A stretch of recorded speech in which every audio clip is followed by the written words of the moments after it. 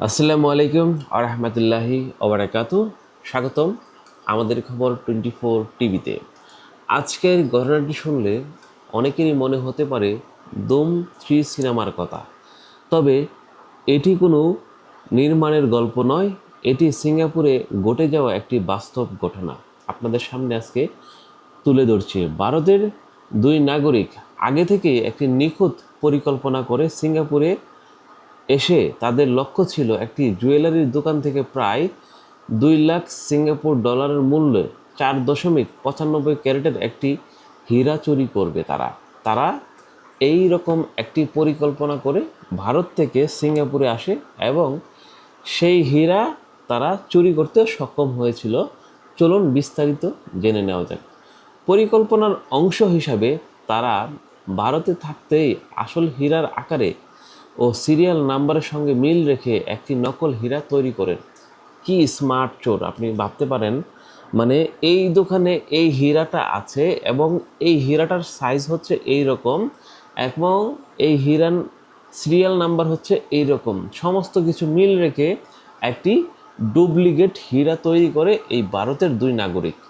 এরপর 19শে জুন 2026 সালে তারা পর্যটক ভিসায় সিঙ্গাপুরে প্রবেশ করে এবং চায়না টাউনের একটি জুয়েলারি দোকানে যায়। মানে তারা 2026 সালের 19শে জুন তারা সিঙ্গাপুরে আসে এবং তারা সেখান থেকে সরাসরি চলে যাচ্ছে, তাদের হোটেল থেকে বের হয়ে তারা সরাসরি চলে যাচ্ছে ওই জুয়েলারির দোকানে। দোকানে গিয়ে দুইজন দুইজনের একজন বিক্রয় ব্যবস্থাপনাকে বিভিন্ন গয়না দেখানোর কথা বলে ব্যস্ত রাখেন, আর সেই সুযোগে অন্য ব্যক্তির মুখে লুকিয়ে থাকা নকল হীরাটি বের করে আসল হীরাটির সঙ্গে উদল বদল করেন। এরপর আসল হীরাটি আবার নিজেদের মুখে লুকিয়ে ফেলেন। মানে হচ্ছে কি স্মার্ট চোর, মানে দম 3কেও হার মানাবে। দম 3 তো একটি সিনেমা, জাস্ট একটা মানে তাদের প্রদর্শন করার জন্য বা কিভাবে কি করা যায়, মানে এরকম একটি মানুষকে বিনোদন দেওয়ার জন্য করেছিল। কিন্তু এই দুই ভারতীয় নাগরিক তারা একই সিরিয়াল নাম্বারের হীরা তৈরি করেছে এবং সেই হীরাটির মূল্য প্রায় আপনার 2 কোটি টাকার উপরে। 2 কোটি টাকার উপরে সেই হীরাটি, একই সিরিয়াল নাম্বার, একই ডিজাইন, একই রকম তারা নকলভাবে বানিয়ে তারা সিঙ্গাপুরে আসে এবং তাদের মুখের ভিতরে মানে ওই নকল হীরাটা রাখে। দুইজন দোকানে প্রবেশ করার পর একজন দোকানদারকে ব্যস্ত রাখে যে এই গয়নাটা দেখান তো, ওই গয়নাটা দেখান তো, ওইটা দেখান তো, মানে এভাবে কথা নেগোসিয়েশন করতে থাকে আর কি। আর আরেকজন এই সুযোগে মুখ থেকে নকল হীরাটা বের করেছে। নকল হীরাটা বের করে আসল হীরার সাথে এক্সচেঞ্জ করেছে। মানে নকল হীরাটা দোকানদারকে দিয়ে দিয়েছে আর আসল হীরাটা তিনি আবার পুনরায় তার মুখের ভিতরে নিয়ে ওই দোকান থেকে চলে গিয়েছে। সব কিছু এত নিখুঁতভাবে করা হয়েছিল যে প্রথম কেউ কিছু বুঝতেই পারেনি। কিন্তু দোকান দোকান থেকে বের হওয়ার কিছুক্ষণ পরই বিক্রয় ব্যবস্থাপক সন্দেহ হয়। তিনি বিশেষ যন্ত্র দিয়ে হীরাটি পরীক্ষা করেন আর তখনই ধরা পড়ে হীরাটি আসল নয়, এটি নকল। আপনি একবার ভাবেন, একজন গয়না ব্যবসায়ী যার কিনা স্বর্ণ, হীরা, যত কিছু এই ধরনের জিনিস আছে, তাদের খালি চোখে ধরা পড়েনি এত নিখুঁতভাবে তারা নকল হীরাটি তৈরি করেছে। তারা কোন লেভেলের চোর এটা আপনি বিশ্বাস করতে পারবেন না। এইদিকে অভিযুক্ত দ্রুত হোটেলে ফিরে নির্ধারিত সময়ের আগেই চেক আউট করে ভারতে ফেরার বিমানের টিকিট কেটে ফেলেন। মানে তারা ওই দোকান থেকে হীরাটি নিয়ে সঙ্গে সঙ্গে তারা তাদের হোটেলে ফিরে যায় এবং হোটেলে ফিরে গিয়ে তারা চেক আউট করে ফেলে এবং চেক আউট করে তারা সঙ্গে সঙ্গে বিমানের টিকিট কেটে ফেলে। তারা ইন্ডিয়াতে ব্যাক করবে। কিন্তু ভাগ্যের নির্মম পরিহাস, সিঙ্গাপুর আপনারা সবাই হয়তো জানেন একটি স্টেট ফরওয়ার্ড কান্ট্রি এবং আইনের শাসন বাস্তবায়ন করার জন্য তারা সর্বোচ্চ চেষ্টা করে থাকে। তাদের ধারণা ছিল দেশ ছেড়ে চলে যেতে পারলে সব শেষ। কিন্তু এখানেই ঘটে ঘটনার মূল কাহিনী। চাঙ্গি বিমানবন্দর টার্মিনাল 3A ইমিগ্রেশন পার হওয়ার সময় রাত আট রাত প্রায় 8:50 সিঙ্গাপুর পুলিশ তাদেরকে গ্রেফতার করে।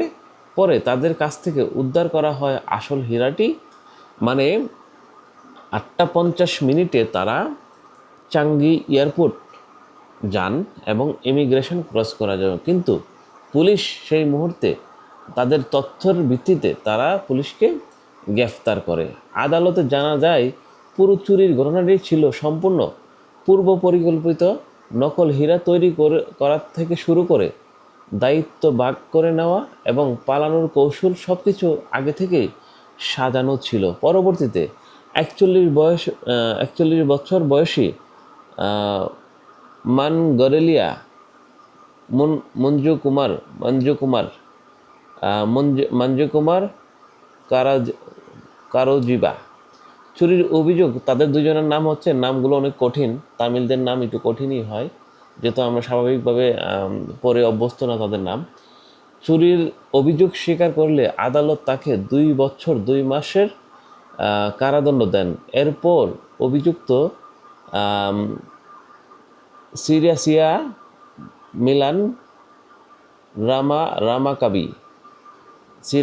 মিলান রামাকাবি এর মামলাটি এখনও বিচারাধীন। সিঙ্গাপুর মানে 2জন ব্যক্তিকে ধরা হয়েছিল। একজন ব্যক্তিকে 2 বছর 2 মাস 2 সপ্তাহ কারাদণ্ড দিয়েছে আদালত, আর আরেকজনের মামলাটি এখনও চলমান মানে বিচারাধীন রয়েছে। সিঙ্গাপুরের আইন ও ভবনের ভেতরে চুরির অপরাধে সর্বোচ্চ 7 বছর কারাদণ্ড এবং জরিমানার বিধান রয়েছে।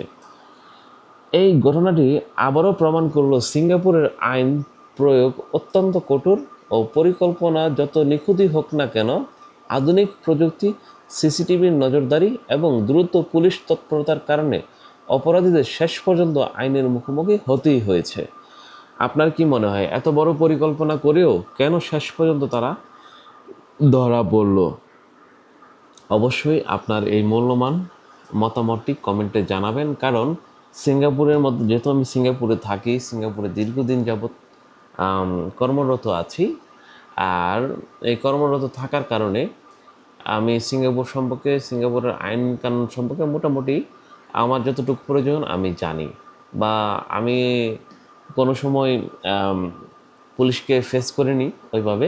তবে ওনারা মাঝে মধ্যে টহল দিয়ে থাকেন, মানে আপনার বৈধ থাকার পরেও আপনাকে জিজ্ঞাসা করতে পারে, এটা হচ্ছে তাদের রুটিন ওয়ার্ক। আর সেই রুটিন ওয়ার্কের কারণে কিন্তু তারা সবসময় কিন্তু এই মানে গাড়ি নিয়ে ঘুরবে এবং কোনো কাউকে সন্দেহ হলে মানে তারা জিজ্ঞাসা করবে। আপনাদের যদি এই ভিডিওটি ভালো লাগে বা পছন্দ হয় তাহলে অবশ্যই আমাদের চ্যানেলকে সাবস্ক্রাইব করবেন এবং ভবিষ্যতে নতুন নতুন ভিডিও পেতে আমাদের চ্যানেলের সঙ্গে থাকুন। প্রিয় দর্শক, আমাদের খবর 24 টিভিতে আপনাদের সবাইকে আবারও ধন্যবাদ। আল্লাহ হাফেজ। দেখা হবে নতুন আরেকটি ভিডিও নিয়ে।